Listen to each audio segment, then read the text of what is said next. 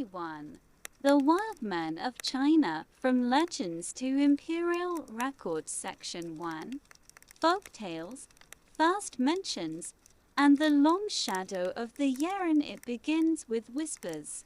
In the mist-covered mountains of Hubei, deep inside the rugged Shenanjie forest, villagers for centuries told stories of a being unlike themselves. Tall, covered in reddish hair, walking upright yet not quite human.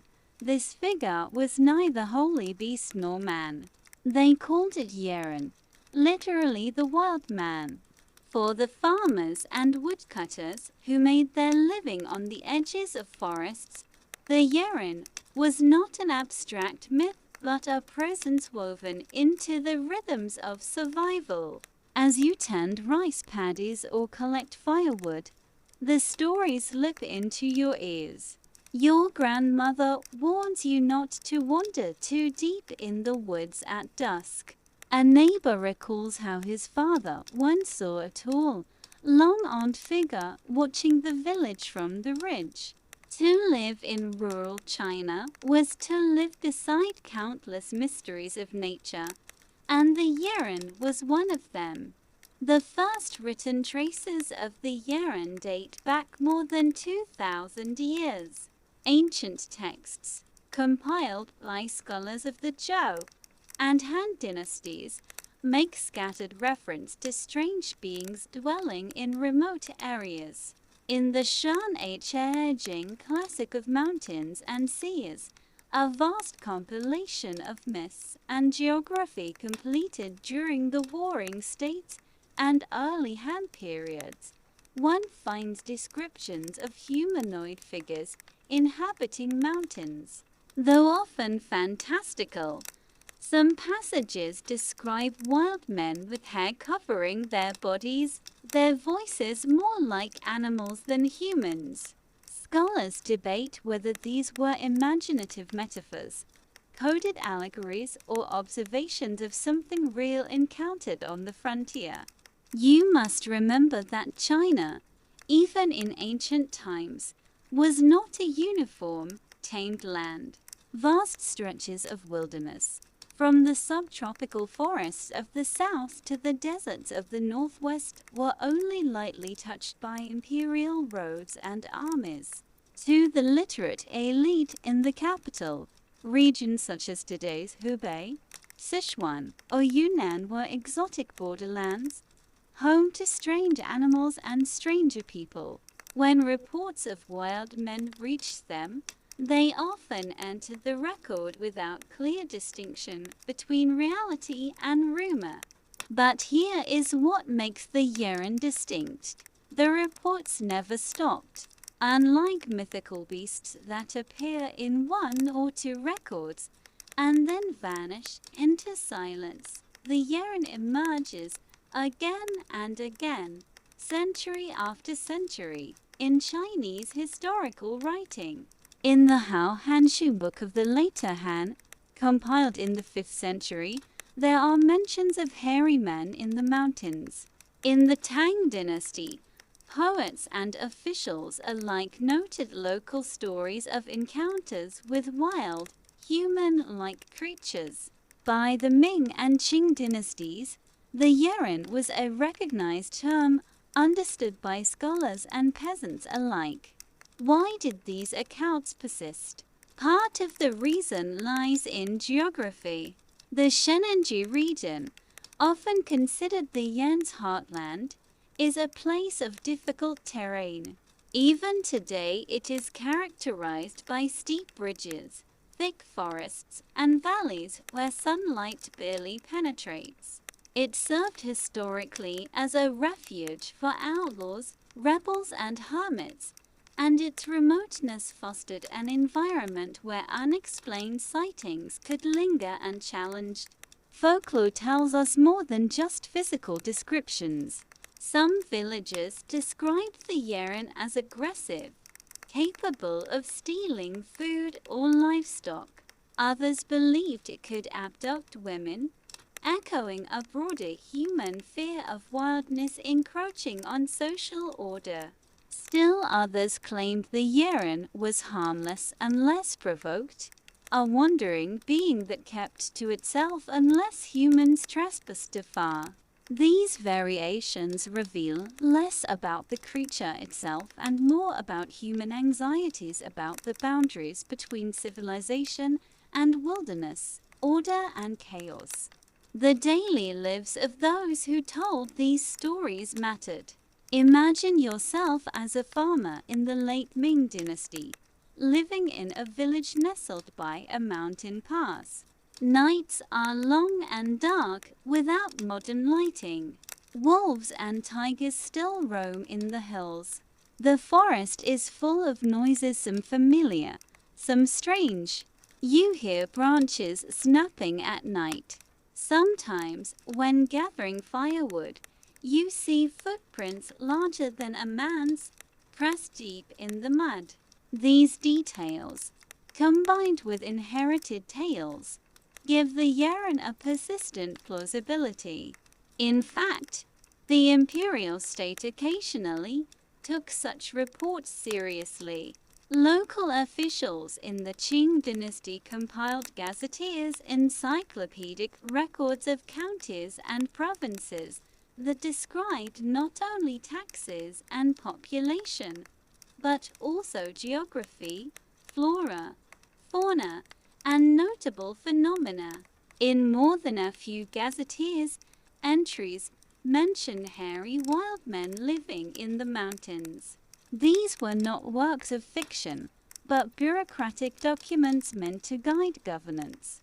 That such references appear there means local officials at least acknowledge the presence of these stories, even if they did not verify them.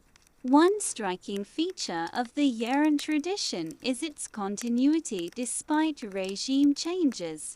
Dynasties rose and fell, capital cities shifted, languages evolved, yet the Yeren remained.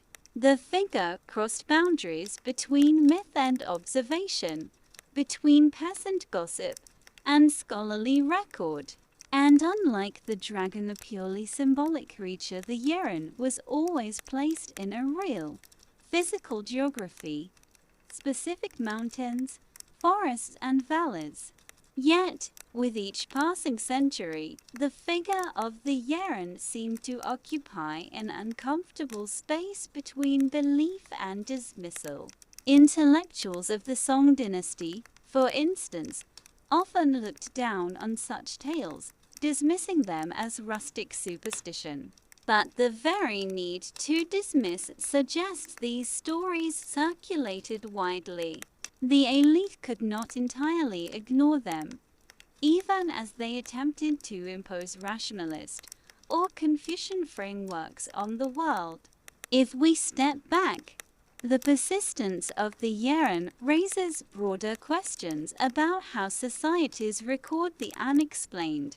Was it possible that generations of people across millennia were all hallucinating the same image? Or did they, perhaps, encounter remnants of hominid diversity, some now extinct human relative lingering in remote valleys? Fossil evidence reminds us that Asia was once home to multiple human species: Homo erectus, Denisovans, Neanderthals, and our ancestors may have encountered them. Could memories of such encounters echo in folklore? Or was the Yeren merely a projection of human imagination onto the unknown wilderness? As we move forward, we will see how the Yeren moved from legend into more formal accounts, first in the imperial records of the Han through Qing dynasties. But before diving into those official texts, pause and consider, why did some stories fade away while the Yeren endured, quietly haunting the margins of Chinese history? Section 2. Imperial China's accounts from Han to Qing dynasties. When we shift from folklore to the written records of Imperial China, we find that the Yeren occupied a curious position hovering between natural history, local anomaly, and half-believed rumor. Unlike dragons, which were embraced as symbolic and cosmological, or tigers, which were feared predators, the Yeren belonged to a shadowy middle ground. Officials acknowledged it, poets mused about it, and villagers continued to report it.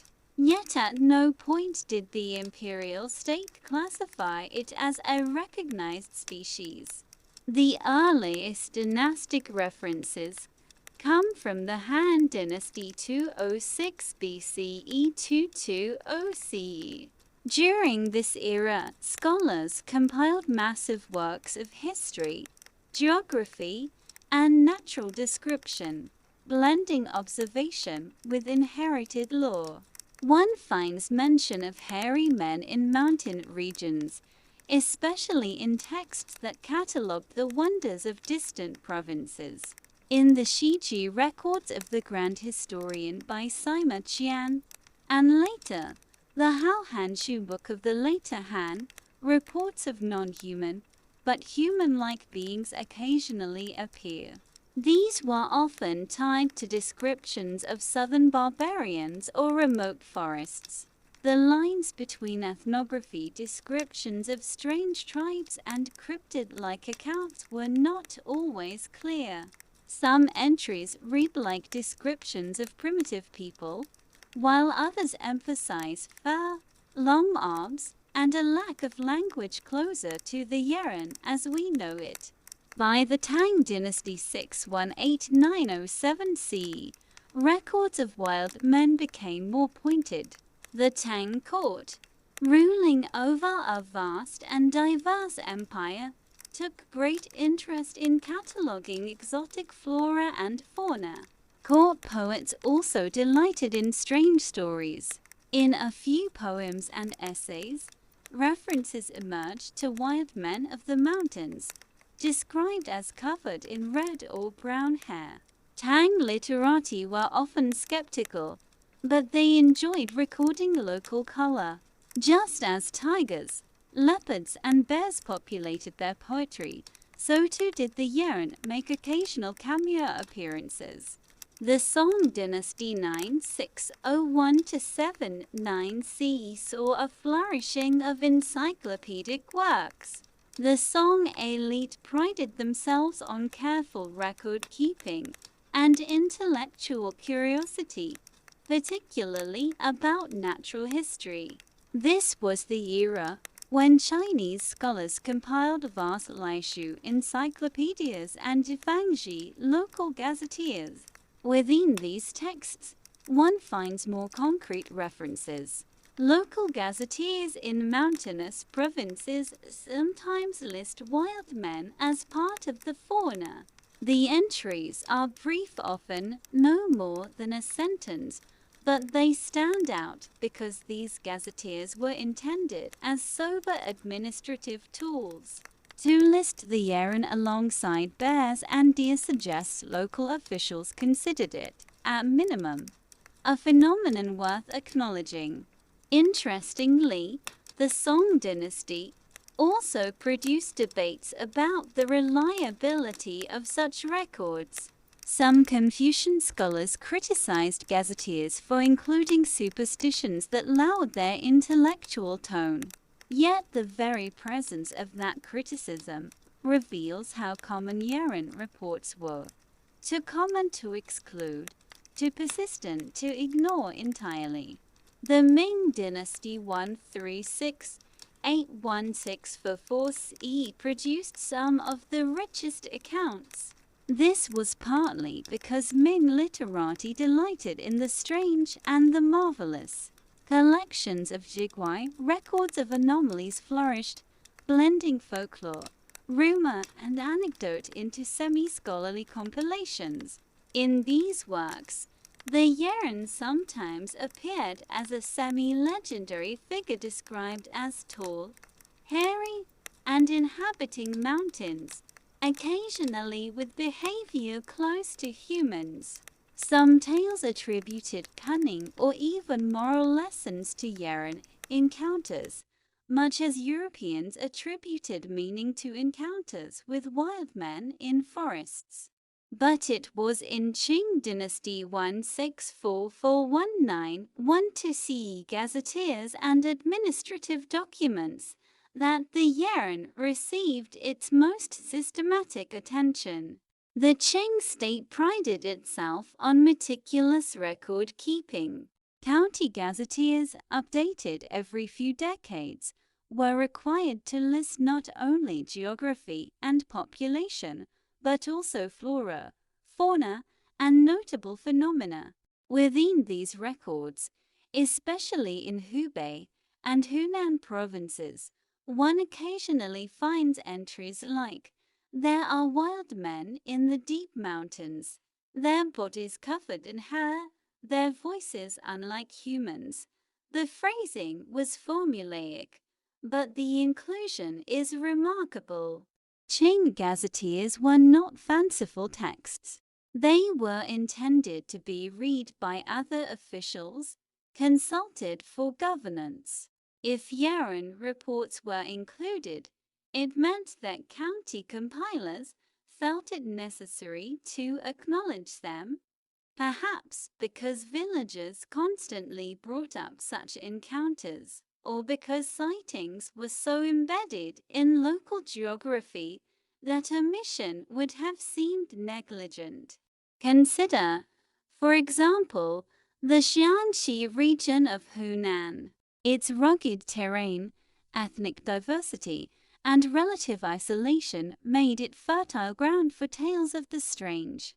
Gazetteers from this region include not only Yeren but also accounts of unusual animals, spirits, and geological phenomena. To the official mind, cataloguing these was part of understanding the environment one governed. Whether the Yeren was real mattered less than whether locals believed it enough to shape their daily lives. Another layer emerges in the late Qing period, when natural history became entangled with Western science. Jesuit missionaries and later European travelers encountered Yeren stories and compared them to their own traditions of wild men. Some Qing officials, aware of Western zoology, began to treat Yeren sightings as potential zoological anomalies, perhaps an undiscovered primate. Yet others dismiss them outright as peasant imagination. What strikes you, reading through these centuries of records, is not the clarity of description, but the continuity of acknowledgement. Dynasties changed, scholarly fashions shifted, but the Yeren remained present in texts, always marginal, never fully confirmed, but never disappearing. This continuity hints at a phenomenon embedded deeply enough in local memory that bureaucrats, even if skeptical, found it difficult to erase. Daily life reinforced the endurance of the Yeren. For farmers and villagers in Qing era, Hubei or Hunan, the forest remained a powerful, dangerous presence. Tigers roamed until the late 19th century. Bandits hid in the hills. Strange footprints, night sounds, or missing livestock could easily fuel the persistence of a wild man figure. The Yeren embodied the wild edge of human settlement, the boundary between village safety and forest uncertainty. The imperial records also expose a tension. Officials were supposed to be rational Confucian administrators, upholding order through knowledge. Yet they worked in landscapes filled with stories and anomalies that resisted easy explanation. To acknowledge the Yeren was, in a sense, to admit the limits of state knowledge. But to erase it entirely risked alienating local communities for whom the Yeren was part of lived reality. Thus, the Yeren lingered in gazetteers and anecdotal reports, a compromise between rationality and tradition. By the time the Qing dynasty collapsed in 1911, the Yeren had entered the modern age of newspapers and new sciences. But before we move into that era, reflect on this. For 2,000 years, one of the world's most centralized bureaucracies, famous for its precision, its censuses, its tax ledgers, quietly carried forward the memory of a wild, hairy man in the mountains. Why did the empire, so quick to dismiss superstition, never quite erase the Yeren? Section 3. Republican China, Early Science and the Communist Era Silence.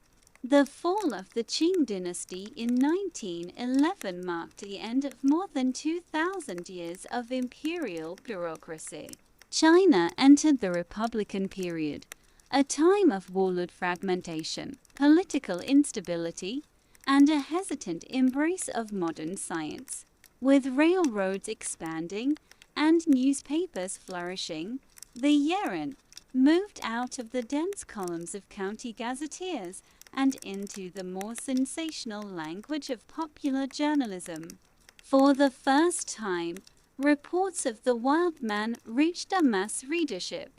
Local newspapers in Hubei, Sichuan, and Hunan occasionally published accounts of villagers sighting hairy figures in the forests. These reports often blended eyewitness testimony with speculation about natural science. Could the Yeren be a rare species of ape? Was it a human gone feral? Or was it, as some suggested, a living fossil, a remnant of prehistoric man? The Republican era coincided with an important intellectual shift, China's discovery of Peking man. In the 1920s and 1932, archaeologists unearthed fossils of Homo erectus pekinensis near Zhoukoudian, outside Beijing. The excitement was immense. For the first time, the idea that ancient human relatives had once walked the Chinese landscape was no longer speculation, but scientific fact. The discovery electrified Chinese intellectuals, who seized on it as proof that China, too, was central to human evolution. Within this context, the Yeren suddenly seemed less absurd. If Homo erectus had lived in China hundreds of thousands of years ago, might some remnant population still survive in the deep forests of Hubei or Sichuan? Naturalists and curious intellectuals speculated along these lines, drawing tenuous links between Peking man and the rural reports of wild men. Yet the Republican period's turmoil limited serious study. Warlord conflicts, the Japanese invasion, and the long civil war consumed resources and attention. Expeditions were sometimes proposed but rarely carried out. The Yeren remained a background presence, acknowledged, whispered about, occasionally written up, but never systematically investigated. The founding of the People's Republic of China in 1949 changed the terms of discussion. The new communist regime under Mao Zedong sought to transform knowledge itself. Folklore, superstition, and rural beliefs were to be reclassified under Marxist-Leninist categories. On the one hand, this meant that belief in spirits, demons, and supernatural creatures was discouraged, even mocked as remnants of feudal backwardness. On the other hand, Mao's China celebrated scientific exploration and the conquest of nature. If the Yeren could be framed not as a spirit, but as an undiscovered species, an animal, not a ghost, then it could, in theory, fit into the new order. The 1950s and 1960 seconds brought an odd combination of skepticism and curiosity. On the surface, official rhetoric dismissed the Yeren as peasant superstition. Yet local reports never stopped. Farmers in Shenanji still claim to see tall, hairy figures. Hunters found large footprints in the mud. Soldiers on patrol in remote mountain passes sometimes told stories of encounters. These reports reached local cadres, who occasionally passed them upward, though usually with caution. By the 1960s, the Cold War context added another layer. Soviet scientists were conducting serious studies of the Almas, a supposed wild man of Central Asia. Russian cryptozoologists speculated that such beings might be relic populations of Neanderthals or other archaic humans. Chinese intellectuals, despite the Sino-Soviet split, were aware of these debates. Some began to wonder if the Yeren might serve as China's own equivalent. It was in the 1970s, during the last years of Mao's rule, that the Yeren briefly entered the spotlight. In 1976, several reported sightings in the Shenanji region drew national attention. A scientific expedition was organized, the largest in Chinese history, devoted to the Yeren. Hundreds of researchers, soldiers, and local guides scoured the forests, setting up observation posts, examining footprints, and collecting hair samples. Newspapers reported eagerly on the expedition, portraying it as a bold fusion of folklore and science. Yet the results were ambiguous. Some footprints were found, some hair samples collected, but nothing conclusive emerged. The hair was later identified as belonging to known animals, bears, or other mammals. The Yeren itself never appeared. Still, the fact that a socialist state mobilized such an expedition demonstrates the strange resilience of the legend. Even in a society officially dedicated to rationalism, the Yeren could not be erased. But the openness of the 1970s soon faded. By the early 1980s, with China turning toward reform and modernization, official interest waned. Newspapers stopped covering Yeren stories. Expeditions were quietly disbanded. The Yeren retreated once again to the margins, alive in rural stories, whispered about among locals, but absent from official discourse. Why the silence? Part of it was simple embarrassment. The state wanted to present an image of modernity and scientific progress. To admit that serious resources had been devoted to hunting for a wild man risked international ridicule. Better, then, to let the subject fade quietly away. Yet the silence itself is telling. For over 2 millennia, through dynasties and revolutions, one thread persisted. People in central China continued to report encounters with a tall, hairy, human-like being in the forests. Empires collapsed, regimes rose, science advanced, but the Yeren remained. What does it mean that a story so consistently dismissed refused to die? Was it simply folklore clinging to life? Or was it, perhaps, the faint echo of something once real, now hidden, half remembered? As we leave story 1, consider this final question. If the Yeren never existed, why did the story survive the sharp knives of both imperial rationalism and communist censorship? And if it did exist, what force was powerful enough to keep it hidden for so long? story too. The Jesuits and the Beast Missionaries in a Land of Rumors, Section 1. Foreign Eyes in the Middle Kingdom. When the Jesuit missionaries first arrived in China in the late 16th century, they came with ambitions far greater than simply spreading the gospel. Men such as Matteo Ricci and Michele Ruggieri sought to enter the heart of the Ming Empire by presenting themselves not as conquerors, but as learned men masters of mathematics, astronomy, and geography. They carried with them star charts, maps, mechanical clocks, and a conviction that their learning would win them favor at the imperial court. Yet alongside their theological mission, the Jesuits also became observers of China. They recorded not only the rituals of the court and the sophistication of Chinese philosophy, but also the landscapes, animals, and customs they encountered. In this sense, they became accidental natural historians. Their writings, later sent back to Europe, were often the first descriptions of China that Western audiences encountered. And in these descriptions, one occasionally finds hints of the Yeren.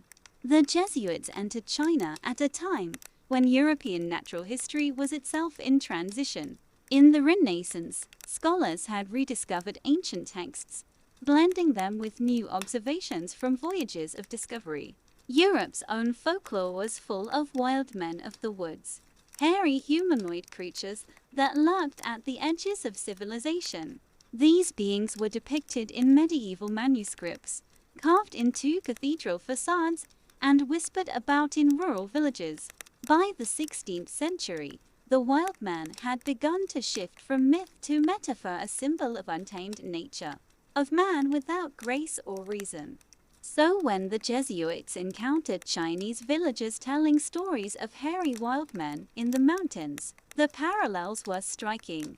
For Europeans, it was as if they had found a mirror of their own folklore, transposed into an unfamiliar landscape.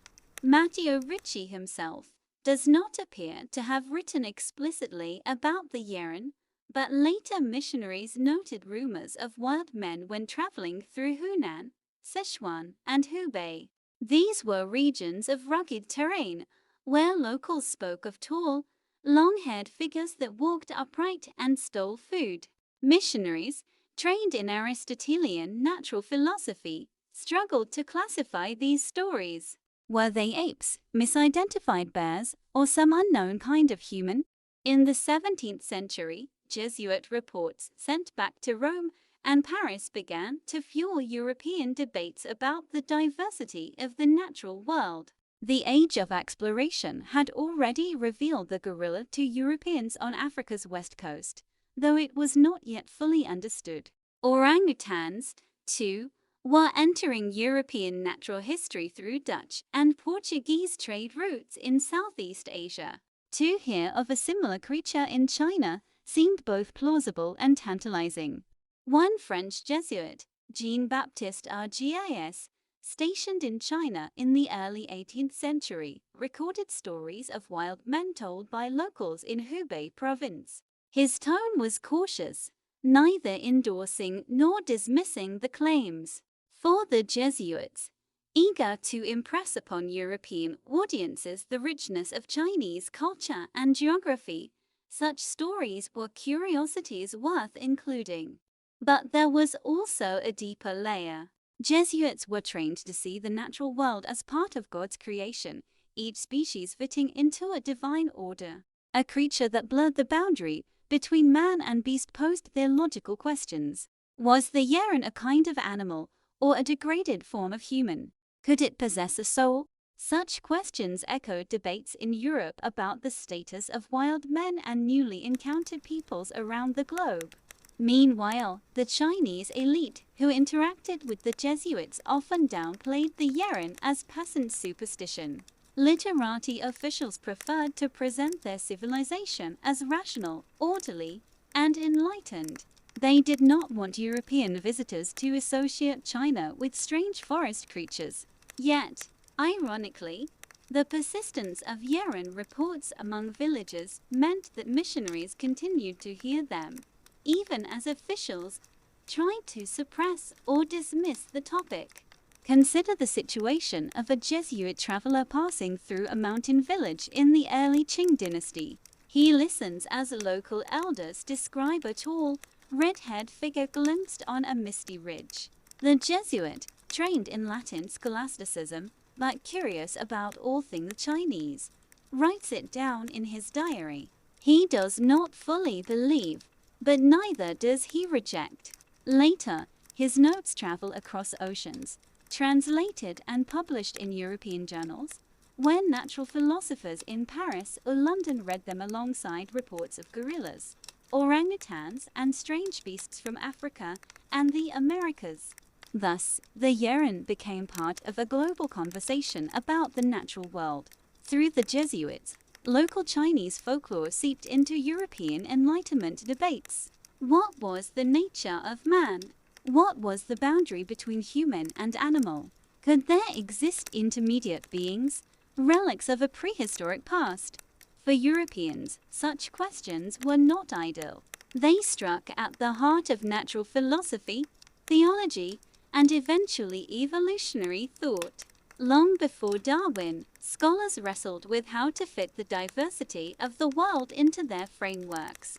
The Yeren, though only faintly reported, became one of many unsettling reminders that the world was larger and stranger than textbooks suggested. And yet, there is irony here. For Chinese villagers, the Yeren was immediate a presence in the forest, a danger to livestock, a rumor repeated at night. For Jesuit missionaries, the Yeren was distant, a curious echo of European legends, a point in a broader debate. The same being occupied two very different worlds of meaning. By the end of the 17th century, Yeren stories had entered the Jesuit corpus, but had not yet become central. They remained footnotes, side mentions, curiosities. Still, those small traces mattered. For in Europe, even footnotes could spark speculation. A single sentence in a missionary letter might be copied, cited, and debated for decades. And so we end this first section with a question. When Jesuits carried Yeren stories back to Europe, were they transmitting simple folklore, or were they, unknowingly, planting seeds for one of the great debates of the Enlightenment, the place of man in nature? Section 2. How Europe interpreted the Yeren in the Age of Enlightenment. By the 17th and 18th centuries, Europe was in the grip of the Enlightenment. It was an age of exploration, classification, and skepticism. Naturalists scoured the globe, compiling vast encyclopedias of plants, animals, and minerals. Philosophers debated human nature, reason, and the origins of civilization. And into this buzzing intellectual world arrived fragments of rumor from China, Jesuit letters mentioning the existence of a wild, hairy man in the mountains of Hubei and Sichuan. For European scholars, these reports landed in fertile soil. The Enlightenment had already unsettled old certainties.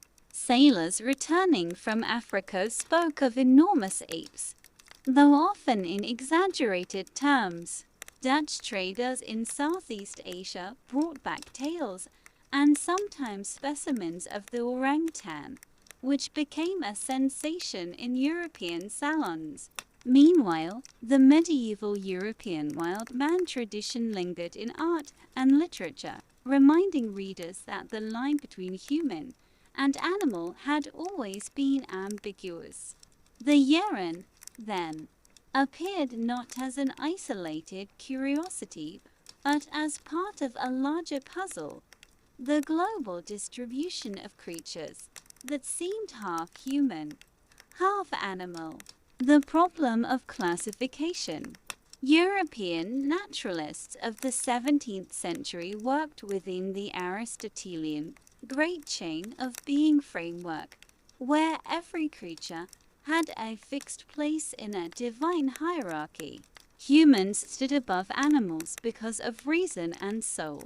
Yet discoveries from across the globe knew apes, indigenous peoples with unfamiliar customs.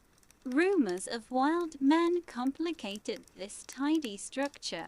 The Jesuit reports of the Yeren, translated and republished in Europe, often framed the being as a kind of unknown ape. Natural philosophers debated whether it might belong to the same category as the orangutan. The name orangutan itself, borrowed from Malay, literally meant man of the forest to European ears. This resonated with wild man traditions both at home and abroad. Others suggested that the Yeren might be a feral human, a person who had grown up outside society without language or reason, and thus appeared more beast than man. Such cases fascinated Enlightenment thinkers. Reports of wild children in Europe, such as the famous case of the boy of Yeren in France, were seen as natural experiments in what it meant to be human. Was the Yeren simply China's version of the feral child, magnified into legend? The spectacle of the exotic.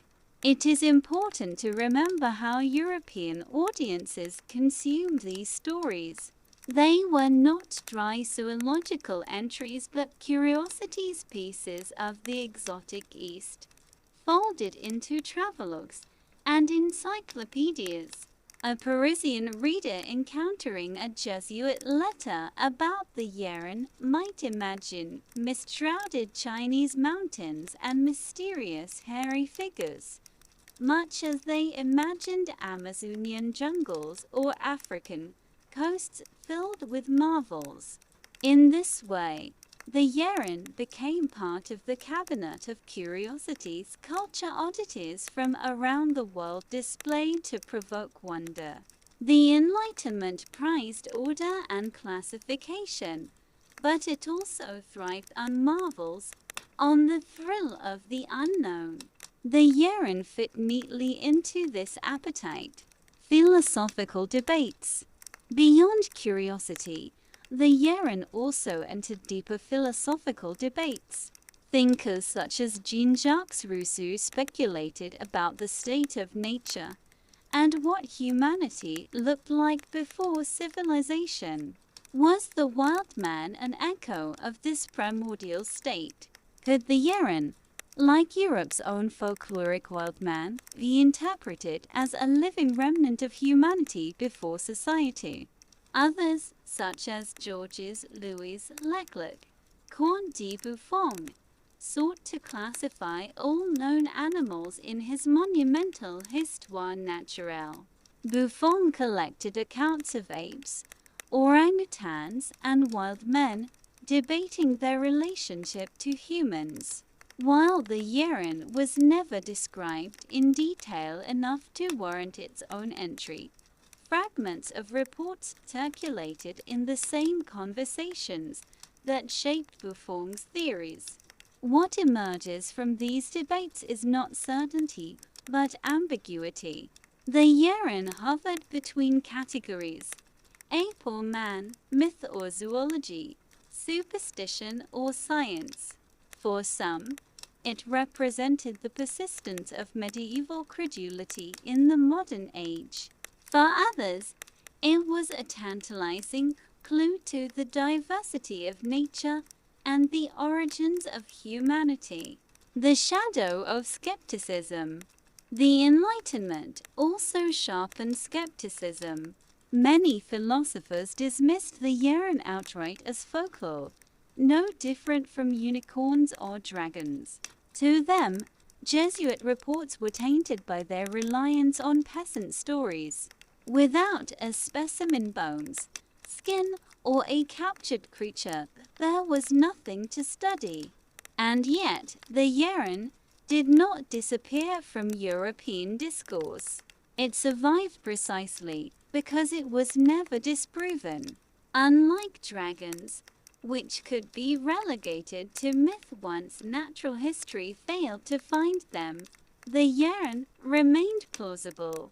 After all, gorillas and orangutans, once dismissed as travelers' tales, had proven real. Why not the Yeren? A shared imagination. In this way, the Yeren became a bridge between European and Chinese traditions. To Chinese villagers, it was a local presence, part of the lived landscape. To European Enlightenment thinkers, it was one more piece in the puzzle of human origins and natural diversity. Though their contexts differed, both worlds used the Yeren to think about the same question. What does it mean to be human? By the late 18th century, as Linnean taxonomy began to dominate natural science, the Yeren was increasingly treated as a zoological problem rather than a folkloric one. It was placed in lists of possible species, alongside creatures like the Yeti of the Himalayas or the almas of Central Asia. Still, no specimen appeared and skepticism grew. Yet here lies the paradox. The more the Enlightenment sought to rationalize the world, the more the Yeren lingered at its margins, refusing easy classification. And so we end this section with the question: did the Enlightenment's hunger for order help bury the Yeren as mere folklore, or did it ensure the legend's survival by treating it as a zoological mystery still awaiting resolution? Section 3. Natural history or myth? The Western debate. As the Enlightenment gave way to the 19th century, the intellectual climate of Europe changed. The age of curiosity cabinets and travelers' marvels gave way to the stern discipline of natural history and empirical science. Specimens, fossils and taxonomies replaced rumors and legends. It was an age in which Charles Darwin's On the Origin of Species 1859 reaffirmed humanity's place in nature, and anthropology emerged as a serious academic field. Within this new framework, the Yeren could no longer simply remain an oddity in Jesuit letters. It had to be explained, classified, or dismissed. The skeptical turn. By the early 19th century, most European naturalists leaned toward skepticism. Without physical evidence, bones, teeth, or pelts, the Yeren could not be taken seriously as a zoological species. Reports of wild men from China, Tibet, or Siberia were often grouped together with stories of the Yeti in the Himalayas or the almas of Central Asia, dismissed as regional variants of the same mythic archetype. The expanding reach of colonial science reinforced this view. Expeditions to Africa had revealed the gorilla and the chimpanzee, once thought to be legendary. Zoological gardens in London, Paris, and Berlin displayed living orangutans, whose human-like qualities astonished crowds.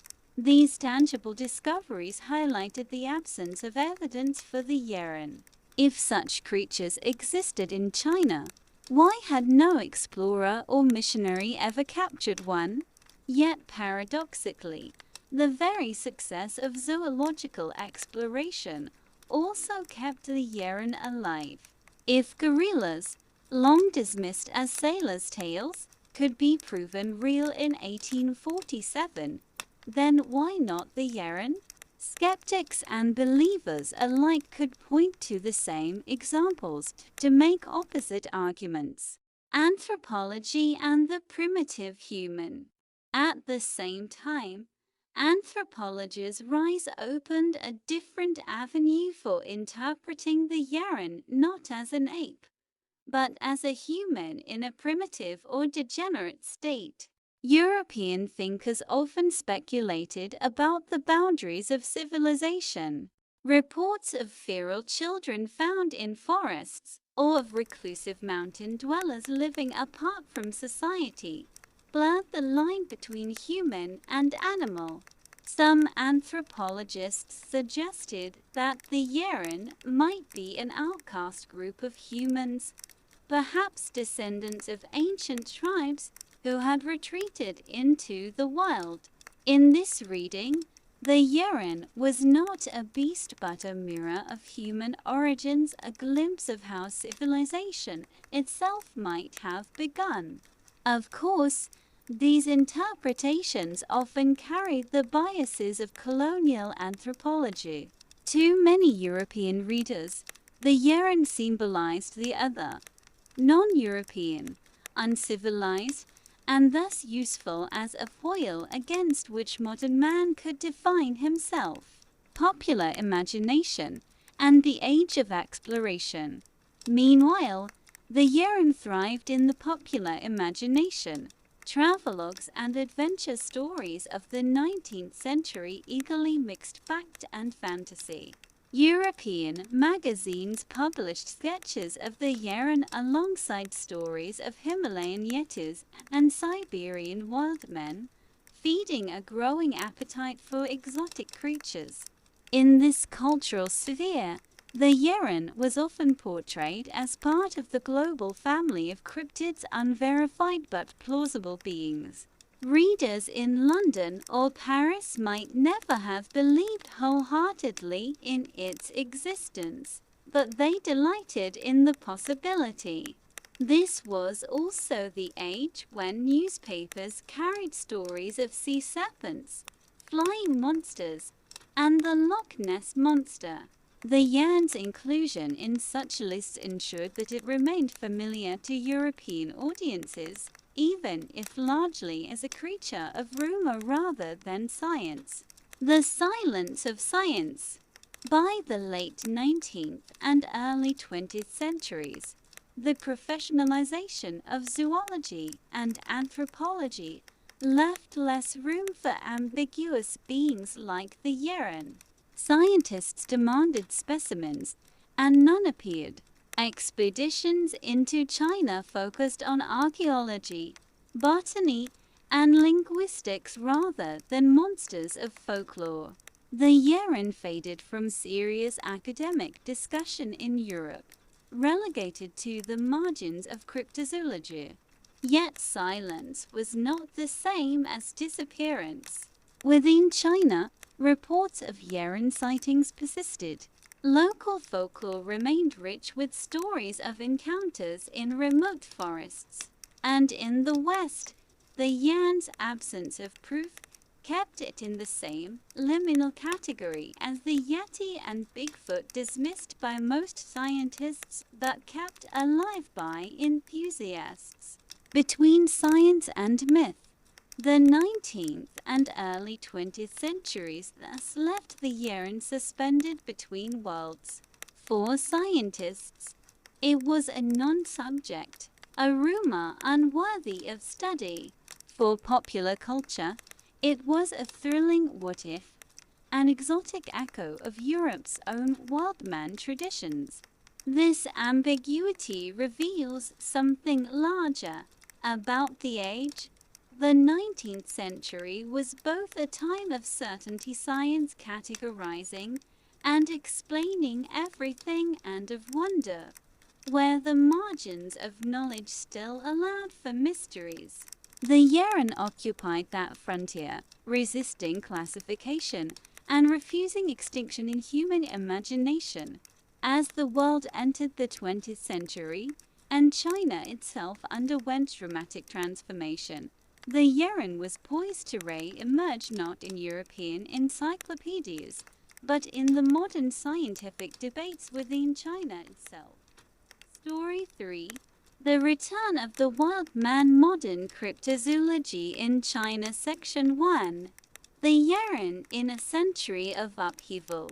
The 19th century had largely silenced European discussion of the Yeren. Scientists demanded specimens, and none came. The figure of the Chinese wild man retreated into folklore, existing only in stray footnotes or exotic travelogues. Yet in China itself, the Yeren was far from forgotten. In fact, the upheavals of the 20th century wars, revolutions, and modernization created the conditions for its reappearance, this time in the form of organized, quasi-scientific investigation. To understand why, you must first place yourself in the shifting landscape of 20th century China.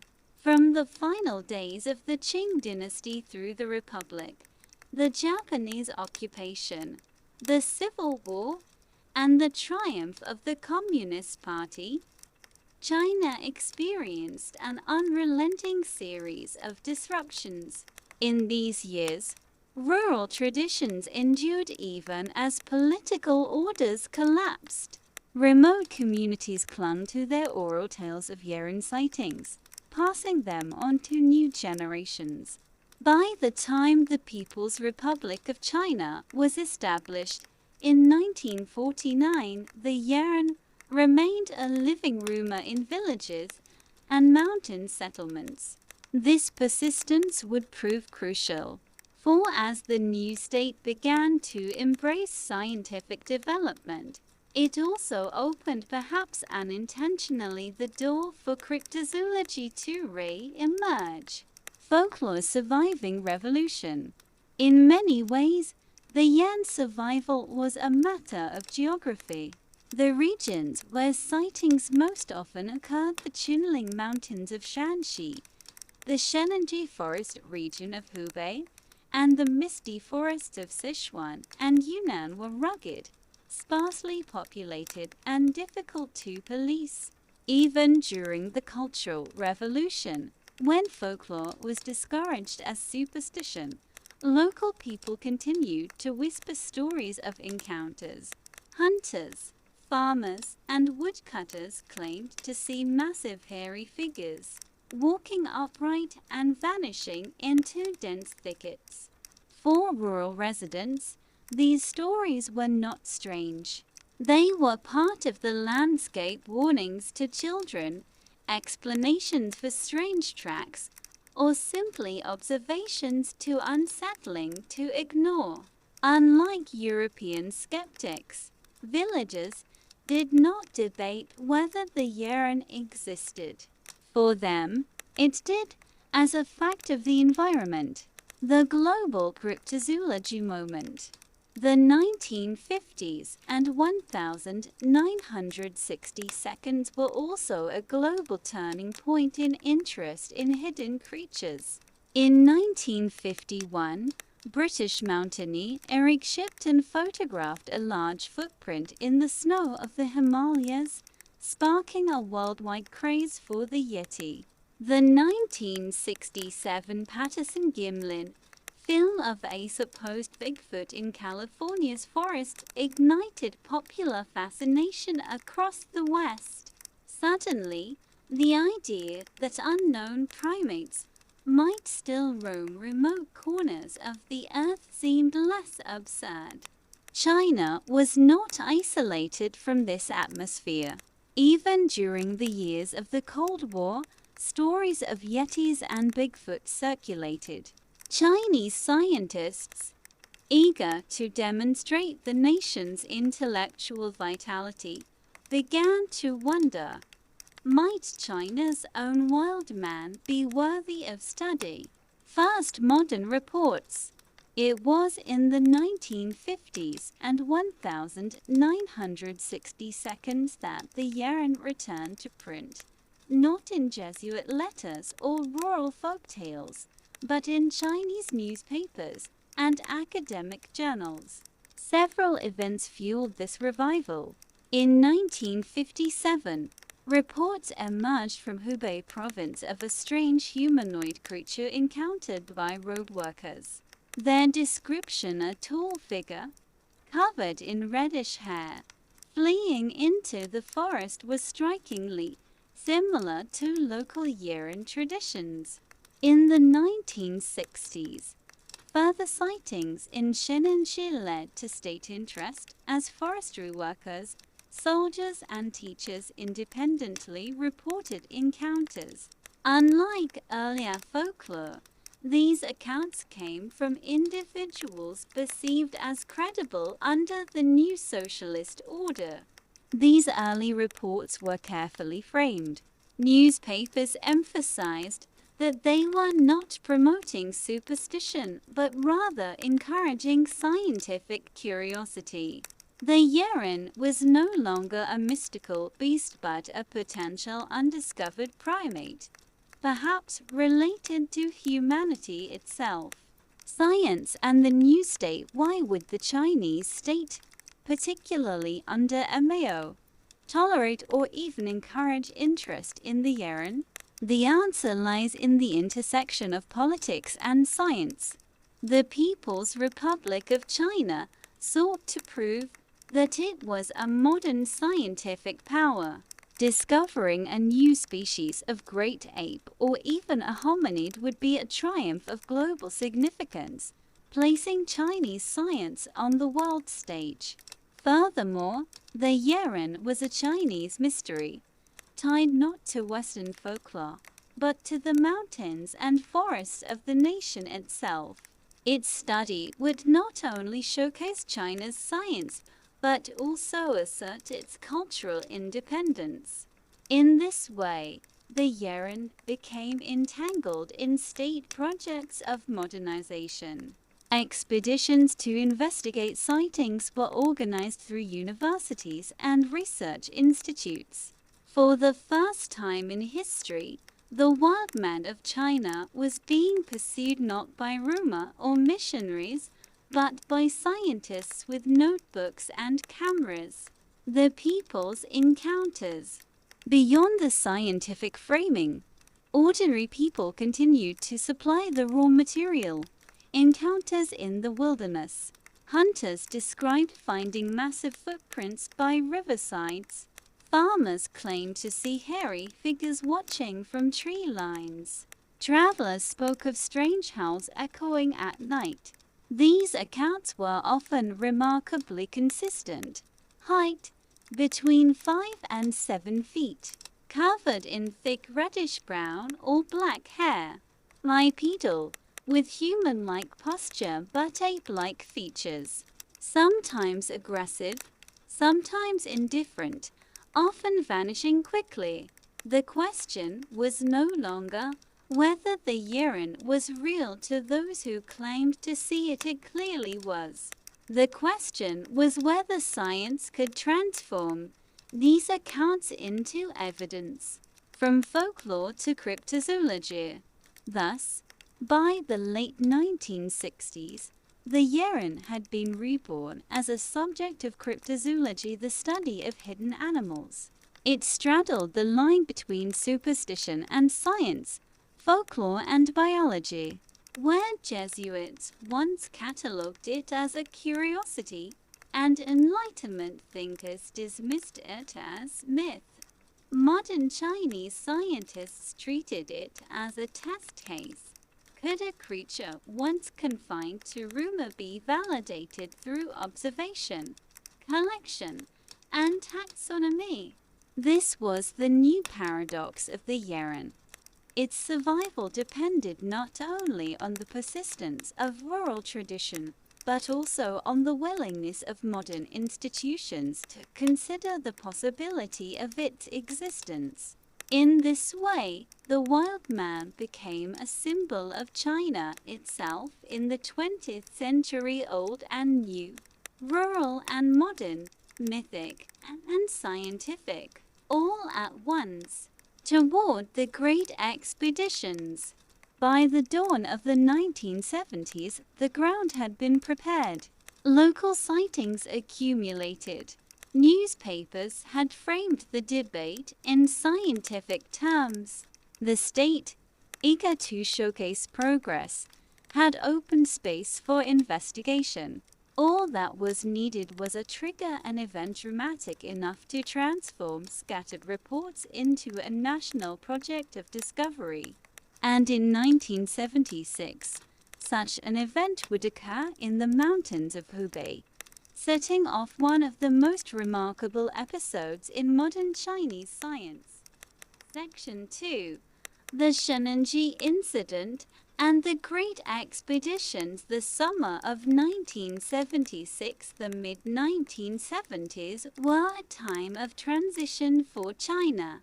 Mao Zedong's health was failing, the Cultural Revolution was entering its final phase, and political uncertainty shadowed the nation. Yet in a remote corner of Hubei province, an event occurred that momentarily pulled the attention of both scientists and the public away from politics and toward the deep forests of Shenanjie. In May 1976, a road-building team reported an encounter that would ignite national headlines. Workers claimed to have seen a large, hair-covered figure moving upright across the path. One man, startled, threw a rock in its direction.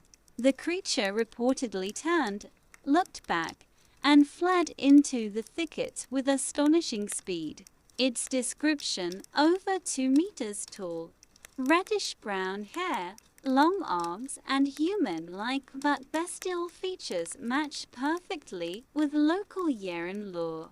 Unlike earlier rumors whispered among villagers, this incident involved multiple witnesses, all of them part of an official work unit. Their testimony carried institutional weight.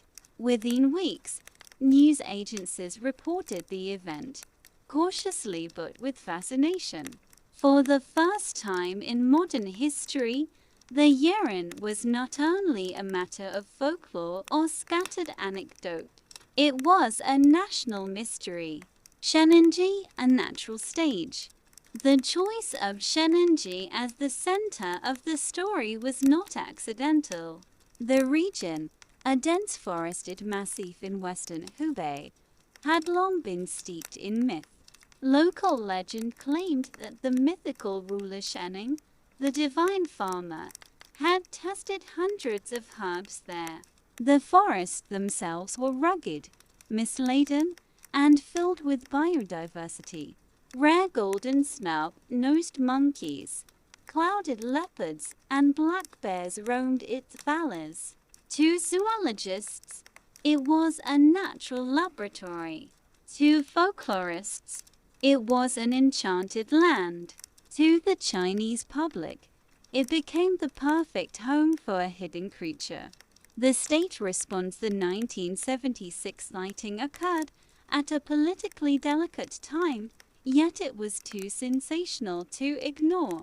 The Chinese Academy of Sciences, provincial authorities, and universities organized investigative teams to travel to Shenanjie. Their stated mission: to determine whether the Yeren was myth, misidentification, or an undiscovered primate species. The decision to treat the matter seriously reflected several motivations. Scientific prestige. Discovering a new primate would put Chinese biology on the global stage. National pride. The Yeren was unique to China, unlike the Yeti or Bigfoot. To confirm its existence would be to claim a scientific treasure. Controlled curiosity. Allowing research reframe the phenomenon not as superstition, but as legitimate inquiry under state supervision. In this way, the Yeren became part of the larger project of modernization. It was no longer a ghost of folklore but a potential national asset. The first expeditions, the initial expeditions into Shenanjie, were ambitious.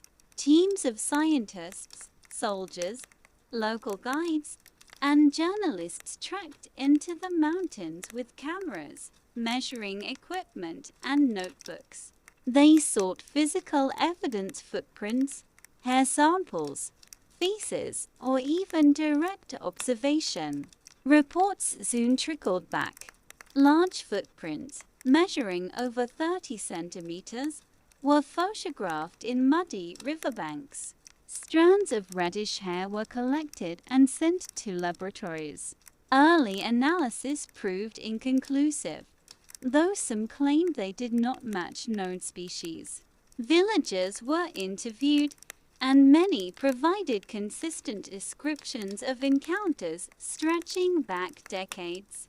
Though no definitive specimen was captured, the expedition succeeded in institutionalizing the search.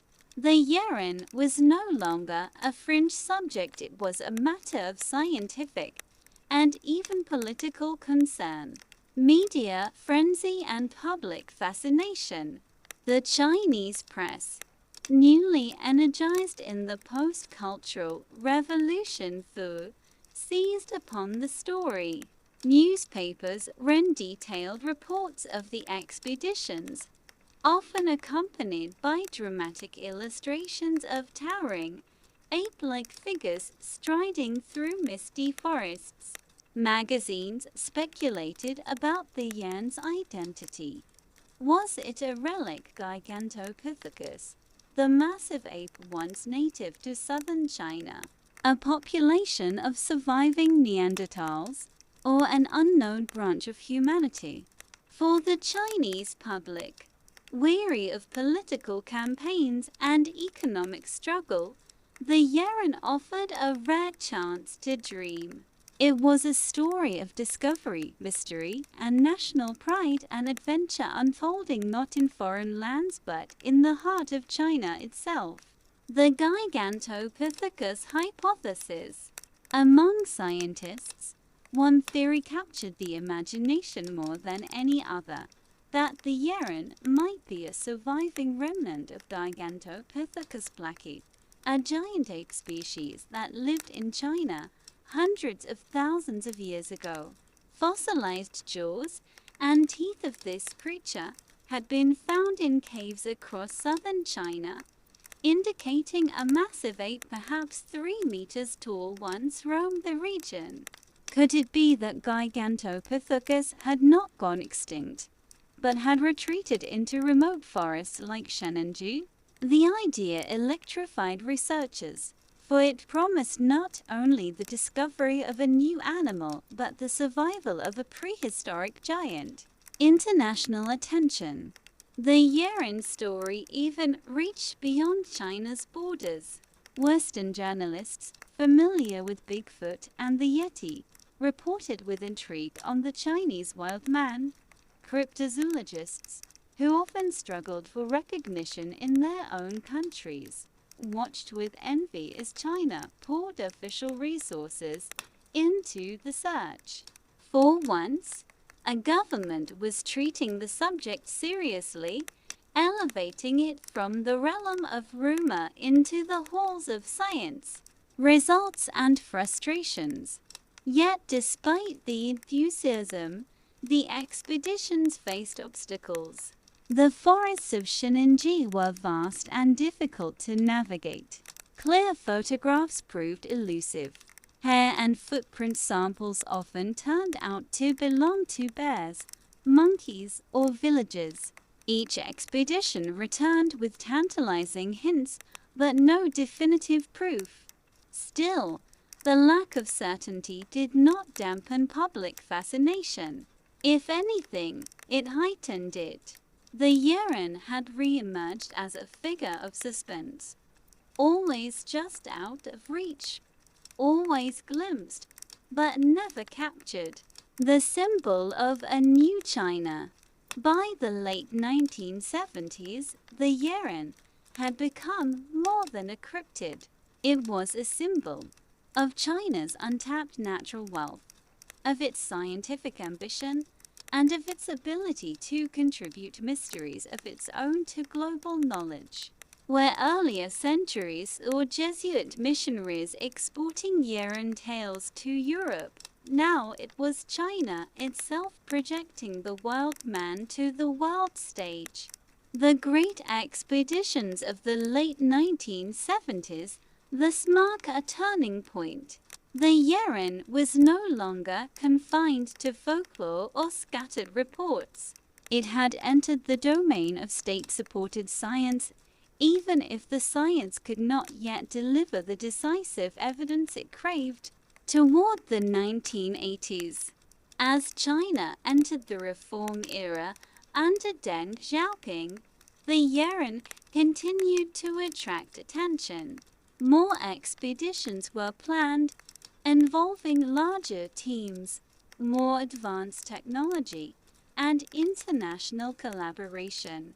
If the 1976 incident had sparked the fire, the 1980s would see it fanned into a global blaze of cryptozoological curiosity.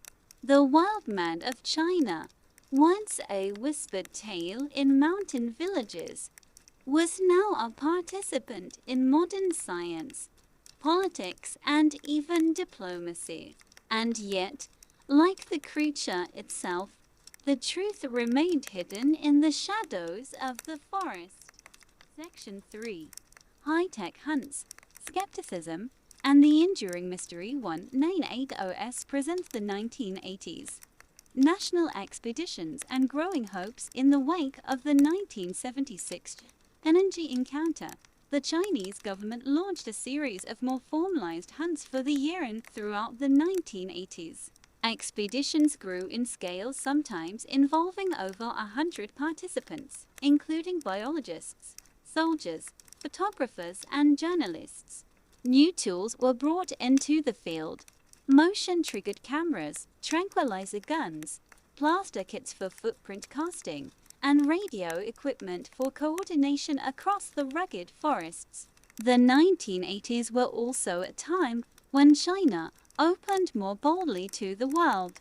Foreign scientists were invited to join the expeditions, and Western media covered the hunts with fascination. Headlines compared the Yeren to Bigfoot and the Yeti, but the Chinese insisted that their wild man was a creature with its own unique ecology, history, and symbolic weight. Villagers continued to provide testimony. Some described seeing reddish-brown figures moving at dusk along mountain ridges. Others swore they heard chilling howls echoing through the valleys. Expeditions collected more footprints and hair samples, some of which were sent to Beijing for analysis. The DNA era, evidence under the microscope. By the 1990s, advances in genetics allowed for deeper scrutiny of the physical samples collected from Shenanjia. Several hair strands, once thought to be promising, were analyzed in laboratories. Results were often anticlimactic. Many samples turned out to belong to Asiatic black bears, golden monkeys, or domestic animals. In one widely reported case, a tuft of reddish hair hailed as possible Yeren evidence was conclusively identified as belonging to a musk deer. These disappointments fueled skepticism among scientists, who began to suggest that the Yeren might be nothing more than a mixture of misidentification, folklore, and wishful thinking. Yet the idea did not die. For cryptozoologists, the absence of proof was not proof of absence. They argued that large mammals were still being discovered worldwide, pointing to the sale of forest-dwelling antelope in Laos and Vietnam, identified in 1992 as evidence that Asia's forests could still hide secrets. The decline of official support. By the mid-1990s, the Chinese Academy of Sciences gradually reduced funding for Yeren hunts. The costs were high, and the results too inconclusive. Mainstream zoologists argued that resources should be directed toward protecting confirmed endangered species rather than chasing shadows. Yet in Shenanjia itself, the legend remained alive. Local authorities leaned into the myth, promoting the region as the home of the Yeren. Museums were established, filled with footprint casts, eyewitness reports, and speculative reconstructions of the wild man. Tourism surged as curious travelers came to walk the misty trails where China's Bigfoot was said to roam. Skepticism vs. belief. The scientific community remained divided. Most zoologists rejected the Yeren as myth, citing the lack of a body, bones, or verifiable DNA evidence after decades of searching. Skeptics noted that every major mammal species in China, bears, leopards, monkeys, was already well documented, leaving little ecological room for a hidden giant primate. But a smaller group of researchers and enthusiasts persisted. They pointed to the consistency of reports across centuries, from Han Dynasty texts to modern peasant testimony. Some emphasized that Shenongji's forests were vast and sparsely populated, making it conceivable that a small, elusive population of hominins could survive undetected. For believers, the Yeren was not simply a zoological question, but a cultural and symbolic one. It embodied the tension between civilization and wilderness, between modern science and ancient myth. The Yeren in global cryptozoology. By the 2000s, the Yeren had become a staple figure in global cryptozoology, mentioned alongside Bigfoot, the Yeti, and the orang pendek of Sumatra. International television crews filmed documentaries in Shenenji, interviewing villagers and following guides into the misty forests. Websites and forums traded theories, some suggesting the Yeren was a relict Neanderthal, others claiming it was a surviving pocket of Gigantopithecus. China's own scientists grew more cautious, rarely publishing on the subject in peer-reviewed journals. Yet in popular culture, the Yeren thrived. Films, novels, and children's books depicted the creature as both terrifying and benevolent. It became part of China's mythic identity, a reminder that even in a modernizing nation, wild mysteries could still linger in the shadows. The 21st century, technology vs. legend. In the age of drones, satellite imagery, and infrared cameras, the Yeren has remained elusive. Modern surveys of Shenenji's biodiversity have catalogued rare species with remarkable precision, yet no undisputed evidence of the wild man has emerged. This silence has deepened the divide. Skeptics argue that if the Yeren existed, technology should have already revealed it. Believers counter that the creature may be nocturnal, highly intelligent, and adept at avoiding detection, perhaps even more cautious in response to human intrusion. The symbol that endures today, the Yeren survives less as a scientific target and more as a cultural symbol. In Shenenji, statues of the wild man greet tourists at scenic spots. Storytellers still recount encounters. Museums display casts and samples, not as proof, but as invitations to wonder. The Yeren has become a bridge between past and present, from Han Dynasty scholars cataloguing wild men in ancient annals, to Jesuit missionaries writing of China's hidden giants, to 20th century scientists carrying radios and plaster molds into the mountains. The mystery has endured not because it has been solved, but because it resists solution. The lesson of the Yeren, the story of the Yeren, reminds us that myths can live alongside science, sometimes borrowing its language, sometimes resisting its tools. Whether real or imagined, the Yeren has forced generations to confront the limits of human knowledge, the persistence of folklore, and the allure of a world not yet fully mapped. In this way, the wild man of China continues to stride through history unverified, elusive, but never forgotten. Story 4. Comparative Wild Men. Yeren, Bigfoot, and Yeti in a Global Context. Section 1. A World of Giants in the Shadows. The Universal Archetype. Across continents and centuries, human societies have imagined or encountered beings that are almost but not quite like us. They are taller, hairier, more primal, and live in the margins of the world, deep forests, high mountains, or endless tundras. Whether called the Yeren in China, Bigfoot in North America, or the Yeti in the Himalayas, these figures share a remarkable similarity. They are wild men, neither beast nor human, but something unsettlingly in between. Anthropologists call this the liminal being, a creature that exists on the threshold between categories. Wild men blur the line between nature and culture, civilization and wilderness, the known and the unknown. It is no accident that so many cultures, separated by oceans and languages, have imagined them. Bigfoot, America's wilderness giant. In North America, the wild man has been most famously embodied by Bigfoot, also known as Sasquatch, a word drawn from indigenous Salish traditions. Reports of towering, hairy beings stretch back centuries in native oral traditions, where they were sometimes seen as spirit guardians of the forests. The modern Bigfoot craze erupted in the late 1950s, when enormous footprints were found near Bluff Creek in California. Soon after, the Patterson-Gimlin film of 196 even a shaky recording of a large, ape-like figure striding through the woods cemented Bigfoot as a cultural phenomenon. Like the Yeren, Bigfoot sits at the uneasy crossroads of science and myth. Cryptozoologists argue for its reality, pointing to footprints, blurry photos, and eyewitness accounts.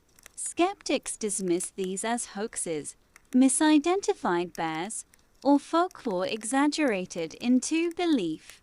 Yet Bigfoot endures, a figure of mystery, haunting the vast American wilderness.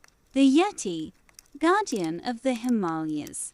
High in the snowbound Himalayas, another cousin of the Yeren is said to wander. The Yeti, often called the abominable snowman. The Yeti's earliest fame in the West came in the 1920s, when British mountaineers climbing Everest returned with tales of large footprints in the snow. Sherpa traditions already told of the Meto Kangmiman bear snow creature, describing it as a dangerous presence in the high passes. The Yeti quickly became a symbol of the exotic unknown, especially during the golden age of Himalayan expeditions. Hair samples, footprint casts, and even supposed skulls of Yetis were carried to museums in Europe. Later analysis often revealed them to belong to bears, yaks, or goats. Still, the myth refused to die. Unlike Bigfoot associated with primal forests, the Yeti embodied the dangers of altitude and ice. It represented the wilderness at its coldest and most unforgiving, a figure of awe and terror in landscapes where survival itself was precarious. The Yeren in context placed against Bigfoot and the Yeti, the Yeren stands as China's contribution to this global archetype. But it is unique in several ways. Setting, unlike Bigfoot's evergreen forests or the Yeti's icy peaks, the Yeren inhabits the misty, subtropical mountains of central China. Its environment is lush, fertile, and historically well populated, making its supposed survival even more mysterious. History. Chinese references to wild men stretch back over 2,000 years in written form, far older than the modern Bigfoot craze. This deep textual continuity gives the Yeren unusual cultural weight. Symbolism. While Bigfoot often appears as a cryptid of popular culture, and the Yeti as a colonial fascination, the Yeren has functioned as both a scholarly puzzle and a folk warning, woven into dynastic histories, revolutionary science, and modern tourism. A shared human longing. Why do these legends recur worldwide? Scholars suggest several possibilities. Folkloric memory of ancient hominins. Some argue that these myths echo humanity's encounters with other hominins like Neanderthals or Denisovans, whose presence may have left a lingering memory in cultural traditions. Misidentification of known animals, bears rising on hind legs, langurs leaping through trees, or large tracks distorted by melting snow could all fuel stories of giants in the wild. Psychological archetypes. Carl Jung's followers might say the wild man represents our shadow self, the primal instincts modern humans repress but never escape. The desire for mystery. In an age of satellites and science, the possibility of a hidden species surviving beyond our maps offers comfort. That the world is not yet fully explained, that wonder still exists. Toward a comparative study. Thus, while the Yeren is deeply Chinese, it belongs to a global brotherhood of shadowy giants. Bigfoot in America, the Yeti in Tibet and Nepal, the Almas of Central Asia, and even the orang pendek of Sumatra all remind us that humanity has always imagined itself reflected in the wilderness, sometimes as guardian, sometimes as monster, always as a mystery. In the next section, we will examine how scientific communities across nations responded differently to the wild men, from American skeptics and hoaxers to Soviet cryptozoologists chasing the Almas, to Chinese expeditions in Shenanjia. Section 2. Science, hoaxes, and competing national narratives. Science meets the wild man. The 20th century marked the moment when legends of wild men collided head-on with modern science.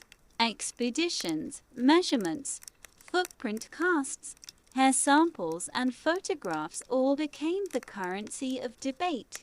Yet the responses varied dramatically by region, reflecting not just scientific curiosity but also national identity, politics, and cultural anxieties. Bigfoot and the American public sphere. In the United States, Bigfoot quickly became entangled with media spectacle. The famous Patterson-Gimlin film of 1967, supposedly showing a female Bigfoot striding through the woods of California, was heralded by believers as groundbreaking proof. For skeptics, it was a masterpiece of hoax artistry. To this day, the film remains ambiguous, clear enough to tantalize, fuzzy enough to doubt. American science, however, largely dismissed Bigfoot.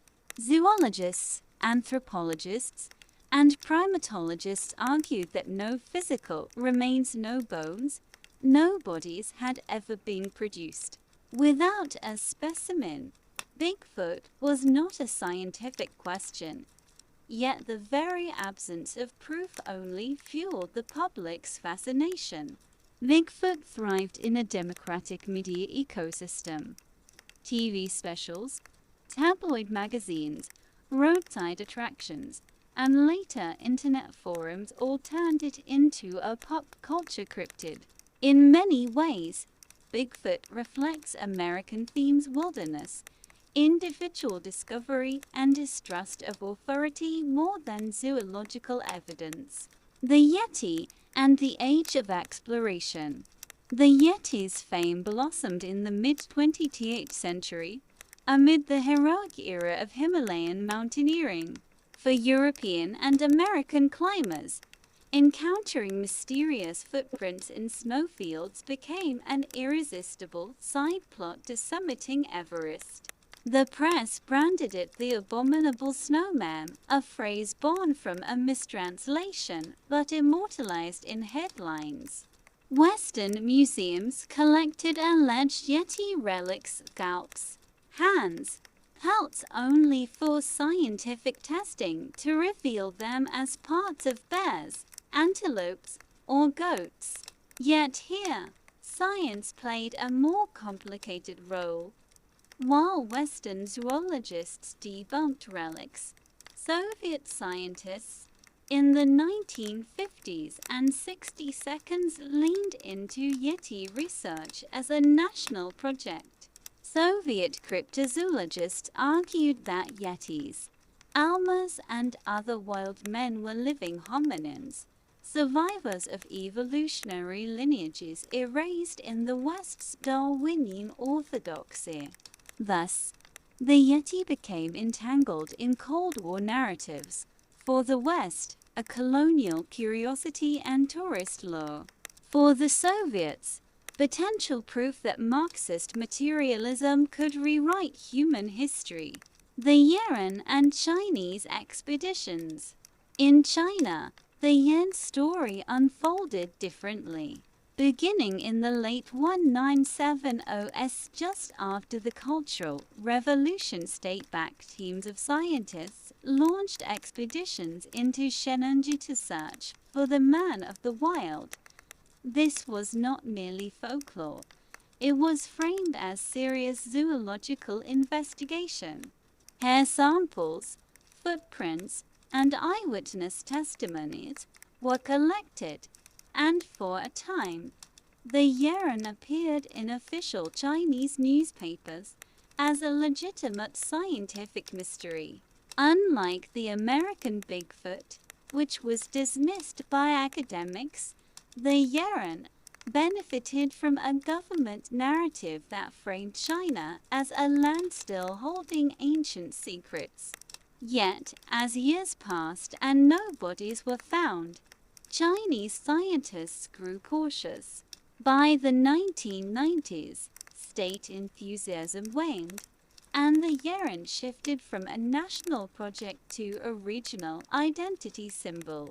Shenandoah built museums, staged festivals, and promoted eco tourism around its wild man. In this way, the Yeren became part science, part local economy, part cultural pride. Hoaxes, misidentifications, and the human factor across all cases, hoaxes and misinterpretations played a decisive role. In America, pranksters carved wooden feet to leave tracks, and costume wearers staged sightings. In Nepal, monks displayed Yeti skulls later revealed to be goat pelts. In China, photographs of supposed Yeren often turned out to be villagers in thick coats or macaques glimpsed in poor light. Yet hoaxes never killed the myths. If anything, they added drama, forcing believers and skeptics into constant debate. Each debunking was not an end but a new chapter in the legend. Competing national narratives more than zoology, the wild men reflect national character. Bigfoot USA thrives in a landscape of freedom, conspiracy, and popular media. Belief in Bigfoot often parallels suspicion of authority and a desire for mystery in a mapped world. Yeti Himalayas West serves as a colonial and Cold War fascination. For Sherpas, it was spiritual and dangerous. For Europeans, exotic and profitable. For Soviets, political and evolutionary. Yeren China embodied China's balance of ancient history and modern science, reflecting both state ambition and local cultural pride. Thus, while these creatures are similar in form, their meanings diverge sharply. They are not simply cryptids. They are mirrors of the societies that imagine them. Toward a global science of mystery. By the late 20th century, most mainstream scientists worldwide had written off wild men as folklore or error.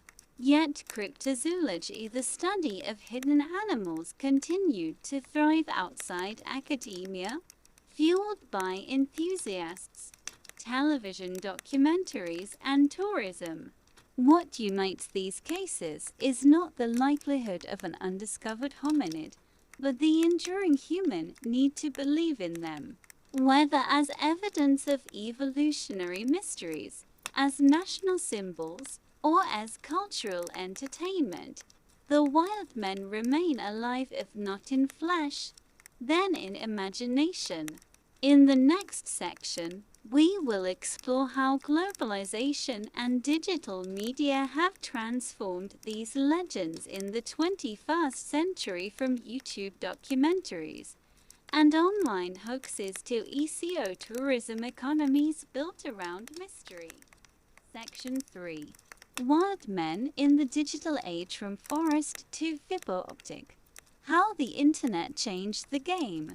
The dawn of the internet transformed wild man legends in ways that were unimaginable even a few decades earlier. Where once sightings trickled slowly through oral storytelling, regional newspapers, or the occasional television special, today they erupt instantly onto YouTube, TikTok, Weibo, or Reddit, spreading globally within hours. This shift means that wild man myths now operate in two realms simultaneously: the physical wilderness, where footprints, blurry photographs, and eyewitness accounts still emerge; the digital wilderness, where viral videos, doctored images, and forum debates create new layers of myth. This dual existence has not only extended the lifespan of these legends, but also democratized their storytelling. Anyone with a smartphone can be both witness and mythmaker. Bigfoot 2.0. The viral cryptid. Bigfoot has arguably benefited the most from digital media. Online platforms host thousands of shaky cam videos purporting to show ape-like figures in forests. Entire YouTube channels are devoted to audio recordings of supposed Bigfoot howls. Even though most are quickly debunked, the constant stream of new evidence ensures Bigfoot never fades.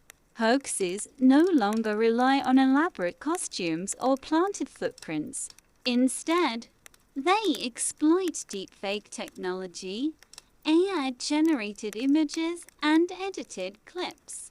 Yet, alongside hoaxes, serious enthusiasts form online networks. Communities crowdsource analyses, comparing footprints, mapping sightings on digital GIS systems, and debating ecological plausibility. In this sense, Bigfoot has become a collaborative global hobby, part folklore, part citizen science, part entertainment. The Yeti in a post-colonial lens. The Yeti's modern narrative is more complicated. Western fascination with the abominable snowman has waned, but in Nepal, Tibet, and Bhutan, the figure remains tied to cultural identity and tourism. Trekking companies advertise Yeti-themed tours, selling the allure of mystery alongside Himalayan landscapes. Digital media reframes the Yeti not as a terrifying beast but as a marketable mascot. Cartoons, video games, and movies depict it as comical, even endearing, far from the dangerous snow monster feared by Sherpa tradition. Interestingly, recent genetic studies, such as those testing alleged Yeti hair samples, often reveal mundane origins, bear DNA, yak fur, but each scientific debunking paradoxically rekindles curiosity. Social media circulates these findings in clickbait headlines, keeping the Yeti alive in global discourse. The Yeren in China's online landscape. China presents a unique case, blending state narratives with grassroots digital enthusiasm. On platforms like Weibo and Bilibili, alleged Yeren sightings circulate as both sincere reports and satirical memes. Some clips show hunters or farmers stumbling across ape-like shadows in mountain forests. Others parody the idea, turning the Yeren into a folk humor character. Meanwhile, Local governments in Hubei province promote the Yeren as part of eco-tourism branding.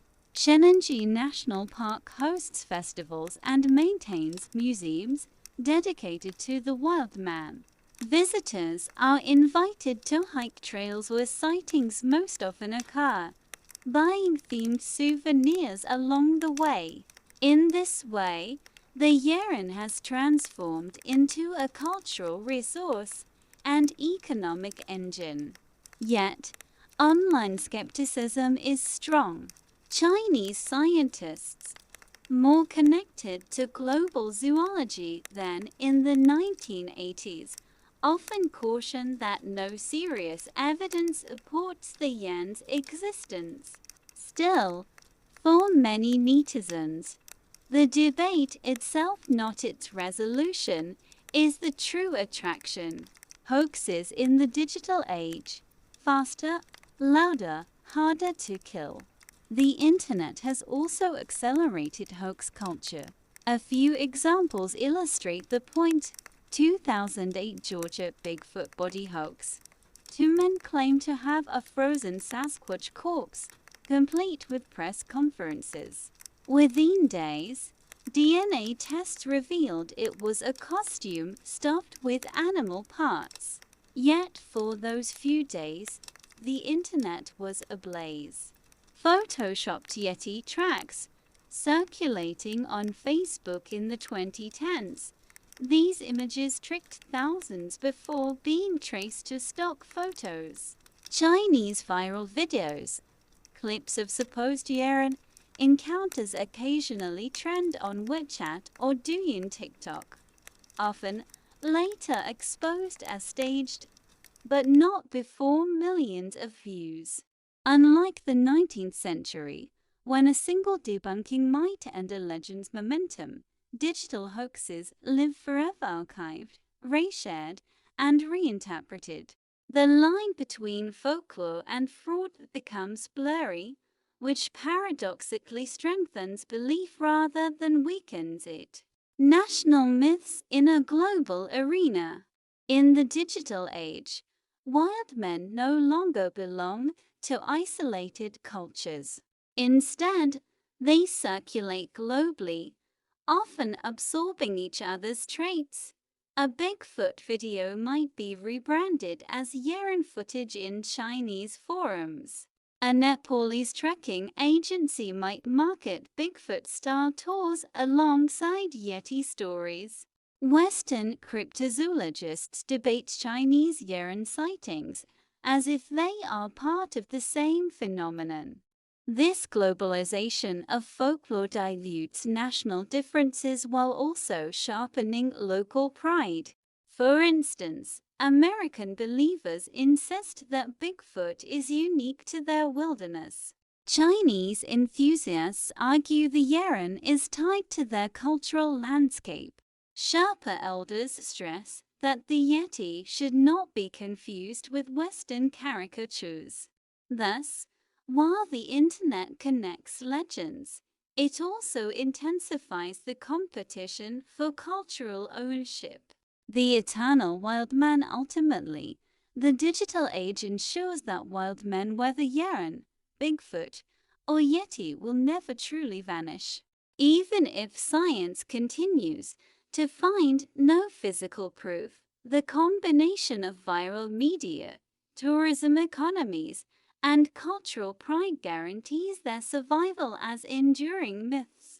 The wild man is no longer just a creature of the forest.